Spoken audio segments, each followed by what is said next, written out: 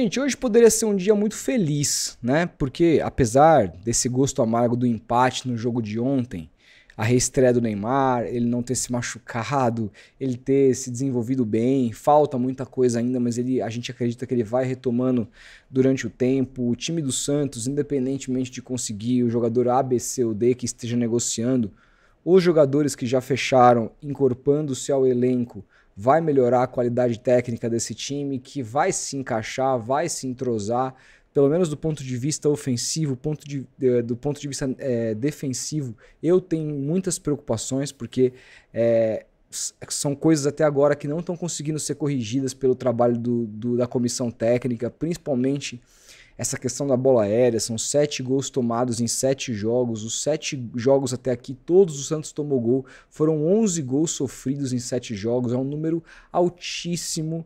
É um número assim assustador. Mas também é tudo muito começo de trabalho. E ontem estive aqui com o Wagner Mancini, que foi o primeiro técnico que lançou o Neymar. E ele falou para mim que muitos dos seus trabalhos, o Wagner Mancini tem vários trabalhos ruins, mas ele tem outros bons trabalhos. Ano passado, por exemplo, na Série B, ele pega o Goiás, que estava praticamente lá embaixo, e fica a um ponto de classificar o time, né, para a Série A. Ele tem bons trabalhos na carreira. E ele falou que às vezes demora muito tempo para encaixar mesmo, que a gente tem que ter um pouco de paciência. Eu no Twitter tenho uma versão muito explosiva, eu fico puto vendo o jogo, a galera não consegue interpretar isso direito e tudo mais. Às vezes eu peço a cabeça do treinador e tudo mais, mas assim, entendam ali muitas vezes, principalmente comentários meus durante o jogo, que são comentários nervosos, putos de um típico torcedor. E eu uso o Twitter muito menos como trabalho, mas muito mais como local de extravasar mesmo, de ser chato, de ficar puto. Às vezes é engraçado, tem gente que acha engraçado, tem gente que fica puto comigo, faz parte, mas não levem tão a sério. Quando eu boto a cara aqui, venho fazer um vídeo, venho fazer uma live com o Edu, por mais que às vezes seja no pós-jogo, calor do momento, eu tento ser um cara mais comedido. Mas no Twitter, às vezes, de fato, eu não consigo, às vezes eu nem quero, essa é a verdade. Mas dito tudo isso, hoje poderia ser um dia muito feliz porque o Santos recebeu uma ótima notícia. O Santos conseguiu emprestar o Patrick para o Atlético Paranaense para a disputa da Série B. Mas por que eu não consigo ficar feliz com isso? Gente, o Patrick jamais deveria ter existido na vida do Santos, né? Eu gravei um vídeo aqui recente falando da venda praticamente, né, dessa venda com valores muito bons do Lucas Braga ao Vitória. Com tudo que a gente sofreu nas mãos ou nos pés do Lucas Braga, o Santos não investiu para ter o Lucas Braga. O Lucas Braga jogou no Santos muito mais tempo do que deveria ter jogado, por conta de mau planejamento do clube, por conta de escolhas ruins de vários técnicos que por aqui passaram. Mas o Lucas Braga nunca onerou o clube do ponto de vista salarial e o Santos nunca gastou grandes quantias para ter o Lucas Braga no seu elenco. Era um jogador apenas que a gente tinha certeza que não servia, não tinha a qualidade necessária para jogar no Santos Futebol Clube, mas que pode vir a se redimir, como outros jogadores vieram a se redimir. O Sabino tem jogado no São Paulo, saiu escorraçado daqui. O Wagner Palha foi eleito o melhor zagueiro canhoto da Série A do Campeonato Brasileiro ano passado pelo Vitória. Ao que tudo indica, o Palmeiras teria interesse em sua contratação. Então os jogadores podem se recuperar. Eu torço para que o Lucas Braga se recupere, jogue muita bola no Vitória, até porque o Santos tem 50% ainda do passe dele. Mas o Lucas Braga, além de tudo, com todo esse futebol discutível, ele não só não onerou o clube financeiramente, mas como ele deixou um lucro para o clube. Se ele jogar bem no Vitória e tiver uma outra venda, o Santos vai lucrar por uma segunda vez com o jogador. O Patrick não é nada disso. Nada disso. O Patrick é um jogador cujo salário era altíssimo para os padrões da Série B, quando o Santos o contratou. O Santos, mesmo emprestando ele para o Atlético Paranaense, vai ter que pagar US$1 milhão durante 2025, esse ano, para o Atlético Mineiro. Isso dá hoje mais de R$6 milhões, fora imposto, fora comissão, fora tudo isso.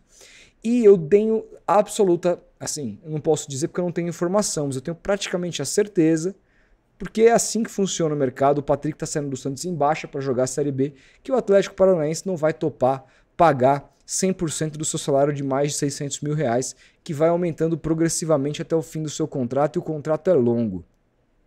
Então é um jogador que não deixa nada para o Santos, não deixa dinheiro, e ainda o Santos vai ter que arcar com ele para ele jogar num outro clube. na Série B pelo Atlético Paranaense. Você vai ter que pagar parte dos salários, tenho certeza disso, e vai ter que pagar ainda o Atlético Mineiro. Então, assim, não é uma notícia que me deixa feliz. É claro que não contar com o Patrick, ter arrumado para ele um clube para ele jogar, é o mínimo que o Santos tem que fazer, né? Mas quando a gente olha para o clube, e a gente está falando dessa gestão, a gestão que contrata o Patrick não foi a gestão do Rueda, foi a gestão do Marcelo Teixeira / Galo, que tinha autonomia para fazer, e aí deu entrevista dizendo que o Patrick era um reforço para a Série A. Não conseguiu jogar contra o Velo Clube. Uma vergonha. Como diz o Edu, que ele colocou minha figurinha lá para os membros, um escárnio. Aliás, torne-se membro. A gente tem feito um trabalho muito legal aqui. Toda semana vai ter vídeo exclusivo para membro. Quinzenalmente vai ter lives minhas e do Edu aqui exclusivas para membros. Encontro semestral. E claro, a primeira coisa que você já adquire de cara quando você aí se tornar membro aqui do canal, é que você vai poder acessar a comunidade aqui e baixar o link para você entrar no nosso grupo para trocar ideia com a gente lá no Telegram sobre Santos o dia inteiro. Então torne-se membro e se inscreva, ative o sininho e claro, deixa seu like, é muito importante.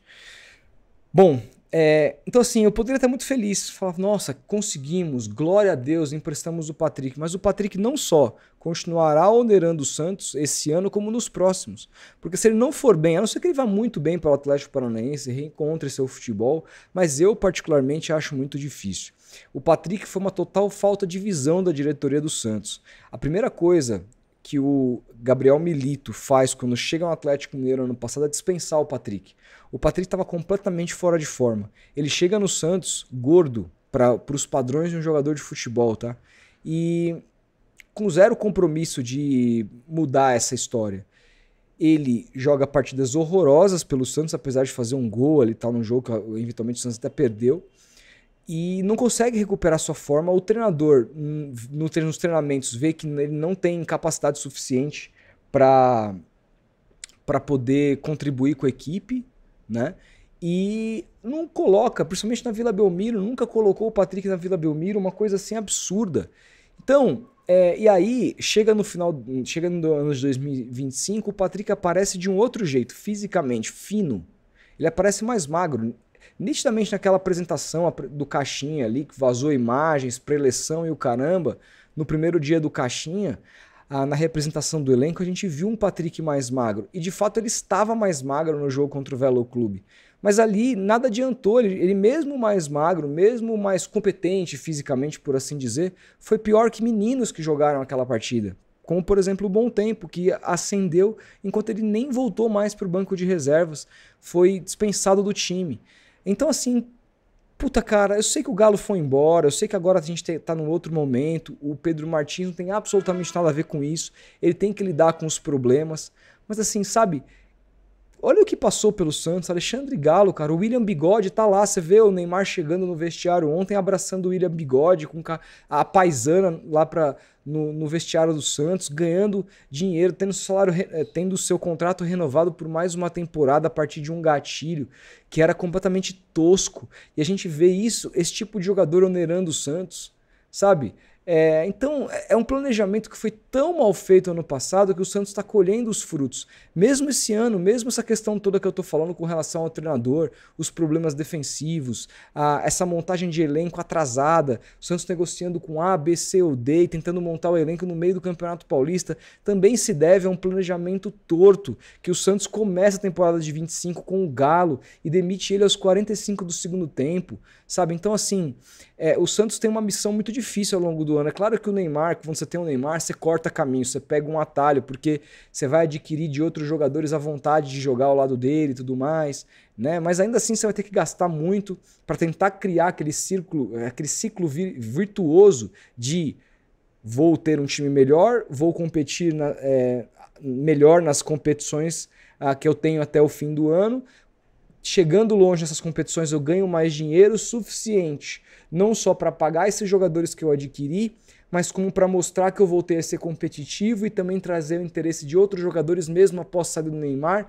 É um ciclo virtuoso que o Santos está tentando retomar, mudar fazer a roda girar para outro lado. Eu entendo, eu acho que esse é o caminho mesmo do Santos, né? Embora o caminho mesmo para mim seja virar SAF, algo que o torcedor do Santos eu acho que deveria cobrar um pouco mais. Não da internet, que cobra muito, mas o torcedor no dia a dia ali deveria cobrar um pouco mais para que isso acontecesse. Então, momentos como esse, assim, me dão tristeza de ver, tipo, o cara tá indo pro Atlético Paranaense, bacana, mas o Santos vai ter que pagar parte do salário, o Santos ainda tem mais 2, 3 anos de contrato com o cara, vai ter que pagar o Atlético Mineiro, e as pessoas que fizeram isso estão com o bolso cheio, e foram aí para outros, vocês viram que o Alexandre Galo foi lá pro Botafogo da Paraíba, etc, já tá empregado de novo. Não perdeu R$1 por isso, contratar o Patrick não saiu R$1 do bolso dele, como não saiu de quem assinou o cheque, que é o Marcelo Teixeira. Se fosse na universidade dele, ele não teria feito isso. Né? Então, eu espero que com o Pedro Martins, com o Neymar, que a gente tenha chegado no marco zero de fazer besteira, de fazer bobagem. É claro que contratação errada o Santos vai fazer, todos os clubes vão fazer, faz absolutamente parte. Agora, o que não dá é para você fazer uma contratação que é nitidamente errada aos olhos de todo mundo e você fazer simplesmente porque você quer fazer, porque você acha que tem poder para isso. Todo mundo sabia que não ia dar certo e você não só trazer o jogador, mas você pagar por isso. Pagar por isso e continuar onerando o clube por anos. Então, assim, poderia estar muito feliz, comemorando, dizendo que é um dia importante para o Santos, se livrou do Patrick, mas olha, o Santos não se livrou do Patrick. O Santos emprestou o Patrick por 1 ano e ele deve voltar. E o Santos vai ter que procurar outro. E cada ano vai ficar mais difícil buscar um empréstimo. Esse é o ônus de você ser péssimo na hora de fazer a avaliação dos profissionais que trabalham no seu clube. Como o Marcelo foi péssimo na hora de contratar e manter por muito tempo o senhor Alexandre Galo. Eu espero que o Pedro Martins seja hábil o suficiente para resolver essas pendências. O que você pensa sobre isso? Deixa aí seu comentário, a gente vai se falando. Grande abraço, até o próximo vídeo.